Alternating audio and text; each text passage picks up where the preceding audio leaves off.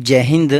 तो आज की क्लास में हम लोग बात करेंगे क्लास 10th केमिस्ट्री का थर्ड चैप्टर धातु एवं अधातु का जो भी अति लघुत्तरीय प्रश्न है, अर्थात जो भी वेरी शॉर्ट क्वेश्चन है, उन सभी को आज के क्लास में ही ख़त्म करना है। टोटल बच्चों आज 28 क्वेश्चन है, इन सभी को आज करना है। ठीक है। और आज बच्चों हम लोग बात कर रहे हैं किस बुक का? भारतीय भवन बुक का। किसका? भारतीय भवन का। ठीक है बच्चों। तो चलिए आप लोग को ज़्यादा समय न लेते हुए क्लास को स्टार्ट करते हैं। तो देखिए सबसे पहला क्वेश्चन कहता है कि दो धातु और दो अधातु का नाम लिखें।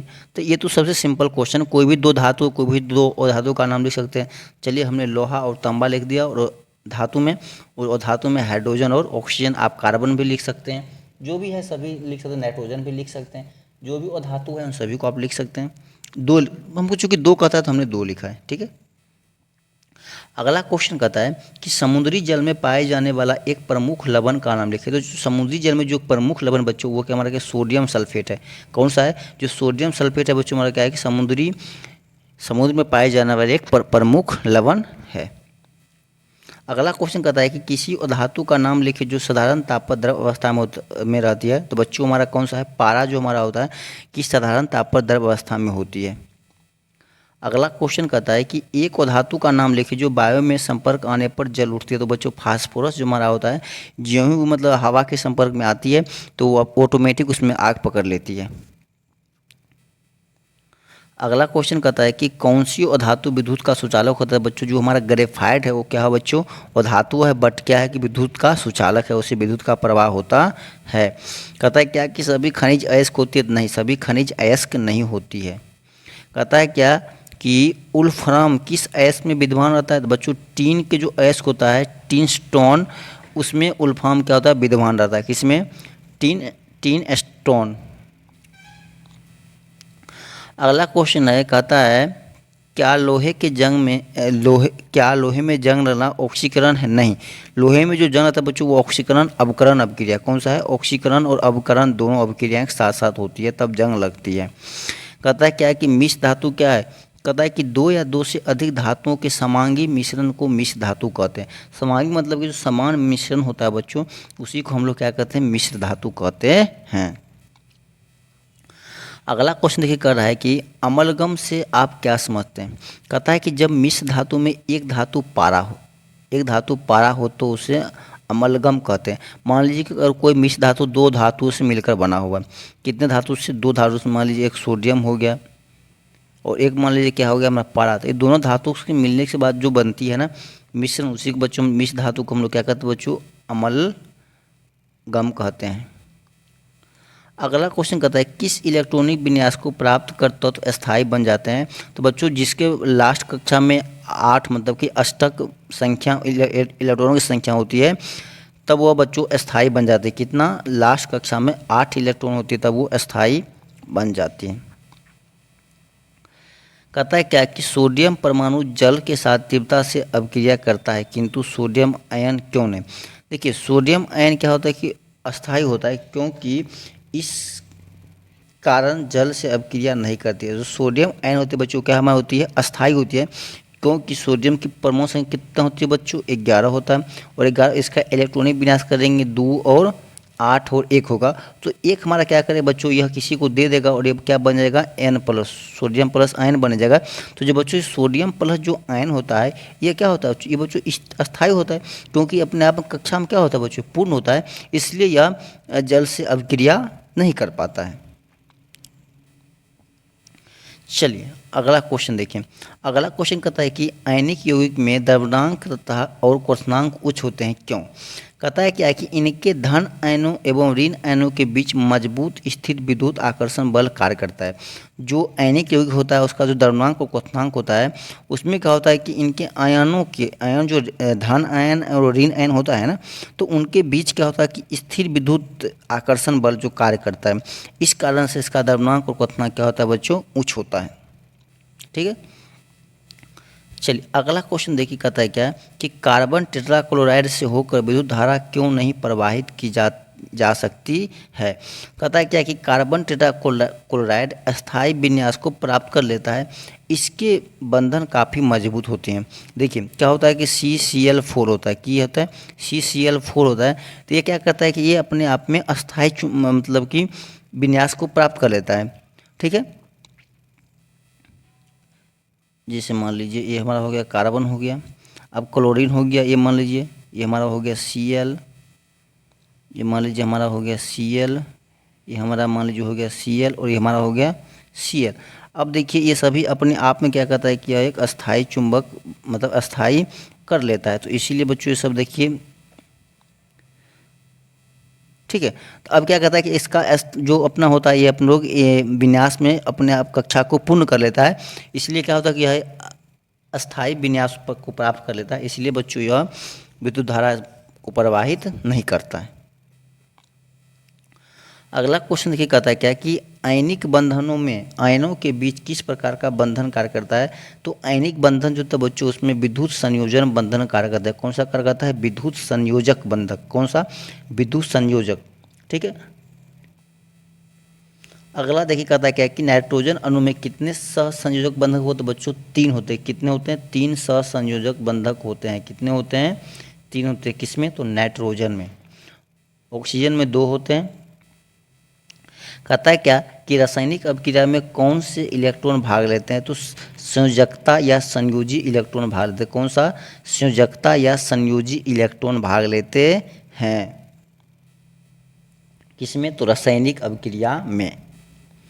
कहता है क्या कि रासायनिक बंधन मुक्तक कितने प्रकार के होते हैं? तो रासायनिक बंधन मुक्तक 2 प्रकार के होते हैं, विद्युत संयोजक और सहसंयोजक। और जो सहसंयोजक होता है बच्चों यह कितना होता है? 3 प्रकार का होता है। कितने प्रकार का होता है? 3 प्रकार का होता है। कौन सा? तो एक सहसंयोजी, द्वि और त्रि। तो कहता है क्या कि एक परमाणु से दूसरे परमाणु में इलेक्ट्रॉनों का स्थानांतरण होने से किस प्रकार का बंधन बनता है। कहता है कि जब एक परमाणु दूसरे परमाणु में इलेक्ट्रॉनों का स्थानांतरण करता है बच्चों वह विद्युत संयोजक बंधन बनता है। कौन सा बंधक? विद्युत संयोजक बंधक।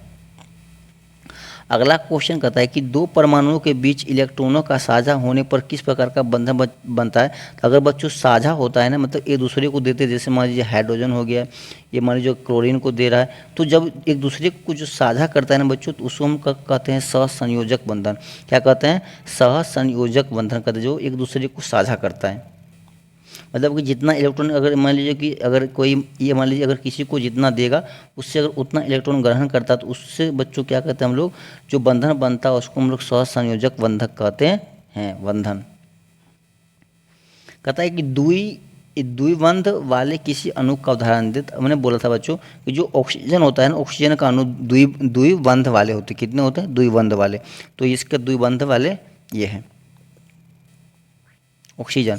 और जो नाइट्रोजन तो बच्चों क्या होता है? त्रिबंध। कौन सा होता है? त्रिबंध। यहाँ पे एक बिंदु और होगा इसमें, ठीक है बच्चों, त्रिबंध होता है। ठीक है, तो नाइट्रोजन किस कौन सा हो जाएगा? त्रिबंध। देखिए इसको ऐसे लिखिएगा, N2 हो गया, उसके बाद देखिए N इधर 2 हो जाएगा, इधर ये 3 हो जाएगा, फिर ये N हो जाएगा, इधर 3 हो जाएगा, इधर 2। देखिए अब देखिए ये इससे कर लेगा तो ये देखिए 8 हो गया, और ये इससे कर लेगा तो देखिए 8 हो गया। मतलब कि दोनों क्या हो गया? अपने अपने में कक्षा में पूर्ण हो चुकी। 8 इसमें भी हो गया और 8 इसमें भी हो गया। तो एक दूसरे के देखिए कितने तीन बॉन्ड से हो जाएगा, चूँकि 3 1 2 3 4 5 6 और 2 8 हो गया, 6 और 2 8, अर्थात कि दोनों अपने अपने आप में क्या हो? कक्षा में पूर्ण हो गया। तो कितने बंधन से हो गया? त्रिबंधन से। ठीक है। अगला क्वेश्चन देखिए, अगला क्वेश्चन कहता है कि निम्नलिखित यौगिक में बंधन की प्रकृति बताएं। कहता है कि अमोनिया जो होता है बच्चों NH3, तो NH3 में क्या होता है? एकल सहसंयोजक होता है। क्या होता है? एकल। ठीक है। कहता है कि कार्बन डाइऑक्साइड में बच्चों क्या होता है कि द्वि सहसंयोजक, और सोडियम मोनोऑक्साइड में आयनिक बंधन होता है। कौन सा होता है? आयनिक बंधन होता है। अगला क्वेश्चन कहता है कि ऑक्सीजन परमाणु का इलेक्ट्रॉनिक विन्यास नियम जैसे होने के लिए उसे कितने इलेक्ट्रॉन की आवश्यकता होती है? नियॉन जैसे। कहता है कि नियॉन यहाँ पर होगा बच्चों, नियॉन होगा। ठीक है, नियॉन। बच्चों क्या है कि अक्रिय गैस है ना। कहता है क्या कि ऑक्सीजन परमाणु का इलेक्ट्रॉनिक विन्यास नियॉन जैसे होने के लिए उसे कितने इलेक्ट्रॉन की आवश्यकता होती है? तो बच्चों उसे 2 इलेक्ट्रॉन की आवश्यकता होती है। किसको? ऑक्सीजन का, क्योंकि ऑक्सीजन का परमाणु संख्या कितना होता है बच्चों? 8 होता है। जब 8 होता है तो इसका इलेक्ट्रॉनिक विन्यास करते हैं बच्चों कितना होता है? 2 और 6। और यह नियॉन तभी होगा जब इसमें +2 इलेक्ट्रॉन, मतलब जब ये 8 होगा। चूँकि नियॉन का इलेक्ट्रॉन परमाणु संख्या कितना होता है बच्चों? तो 10 होता है। तो 10 ये तभी पूरेगा जब इसमें 2 इलेक्ट्रॉन कोई बाहर से कोई परमाणु, मतलब कोई तत्व देगा, कोई धातु देगा या कोई और धातु देगा, तब इसके क्या होगा कि बाहरी कक्षा में 8 इलेक्ट्रॉन हो जाएगा, तब यह नियॉन जैसा विन्यास बना लेगा। ठीक है, तो कितना इलेक्ट्रॉन चाहिए बच्चों? उसको 2 इलेक्ट्रॉन चाहिए। अच्छा, इलेक्ट्रॉन और समझते हैं ना, इलेक्ट्रॉन मतलब उस पर जितना आयन होता है, जो उसके बाहरी कक्षा में जो होती है, उसी को हम लोग क्या कहते हैं बच्चों? इलेक्ट्रॉन कहते हैं। अगला क्वेश्चन देखिए, तो अगला क्वेश्चन कहता है कि तत्व ए के संयोजी सेल में 4 इलेक्ट्रॉन और दूसरे तत्व बी के संयोजी सेल में 7 इलेक्ट्रॉन है। तो ए और बी के संयोजन से बनने वाला यौगिक विद्युत का कुचालक है। तो इस यौगिक में बंधन की प्रकृति बताइए और इसके इलेक्ट्रॉनिक संरचना लिखिए। तो देखिए, सबसे पहले कहता है क्या कि यौगिक जो है कार्बन टेट्राक्लोराइड बंधन की प्राकृतिक एकल सहसंयोजक बंधन होगा। कौन सा होगा? Carbon tetrachloride. और क्या होगा? एकल सहसंयोजक बंधन होगा। ठीक है, और ये इसका होगा इलेक्ट्रॉनिक संरचना। क्या हो गया? इलेक्ट्रॉनिक संरचना हो गया। ठीक है, ये सी है बच्चों। ठीक है, कार्बन है। ठीक है, इसके चारों तरफ क्लोरीन हो गया। अगला क्वेश्चन कहता है कि एक यौगिक ए और एल्युमिनियम का उपयोग रेल लाइनों के जोड़ने में किया जाता है। तो यौगिक ए की पहचान होगी तो कॉपर से। जो किससे होगी बच्चों? कॉपर से। अगला क्वेश्चन कहता है क्या कि धातु के निष्कर्षण में सल्फाइड और कार्बोनेट अयस्कों की धातु का ऑक्साइड परिवर्तन करना पड़ता है। क्यों? कहता है कि धातुओं के अनेक ऑक्साइड से निष्कर्षण करने में सल्फाइड और कार्बोनेट की तुलना में काफ़ी आसानी होती है, इसलिए इसे परिवर्तन करना पड़ता है।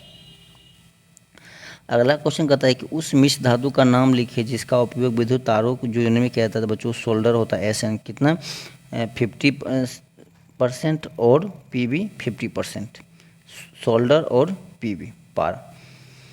तो चलिए बच्चों, आज एक ही क्लास में मैंने आपको सारा क्वेश्चन करवा दिए हैं। तो चलिए, अगर आप लोग हमारे चैनल को सब्सक्राइब नहीं किए हुए तो सब्सक्राइब कर दीजिए।